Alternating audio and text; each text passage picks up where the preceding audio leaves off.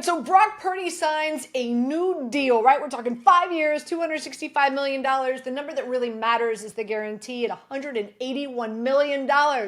Not bad for Mr. Irrelevant. So an opportunity for us to dive into the 49ers heading into this NFL season. Their over-under win total is at 10.5, and I'm going to go over, not because of Brock Purdy, but really because of their schedule. I'm also going to say yes to the dress. I'm going to say yes to them making it to the postseason. Now, of course, we know they traded Deebo Samuel, right? They lost a lot of important defenders on that defensive side of the ball, but they still have a lot of talent. I mean, C-Mac, I know Ayuk needs to return from injury. They've got Kittle. I'm expecting a big year from Kittle.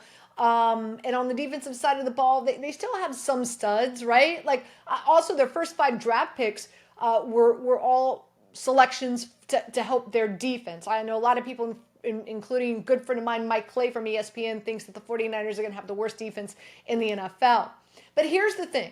They've got the easiest strength of schedule of all 32 teams. 7 games against teams that did not make it to the playoffs, and 4 of those 7 finished last in their division. Also, they avoid any massive road trips, right? They're not going to the East Coast 2 weeks in a row, per se. And their last 4 home games, their last 4 games of their season, 3 of them are at home. More importantly, they have a plus 9-day rest advantage than their opponents. So they don't face any teams coming off of a bye. And also they have an extra 3-day rest period coming off of their Thursday night game. Let me tell you, a lot of teams would die for that.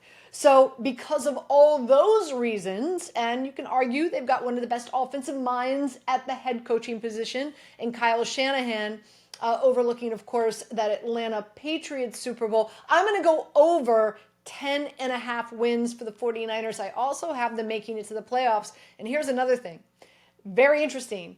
Fantasy football freaks out there like me. Brock Purdy is going to have the easiest strength of schedule against opposing defenses against the pass. So what does that mean? Now you're going to say, well, he doesn't have Deebo Samuel. It doesn't matter. Listen, 3rd in yards per attempt. He averages 8.5 yards per attempt. He's still going to have Ayuk. Like I said, I think George Kittle's going to have a big season.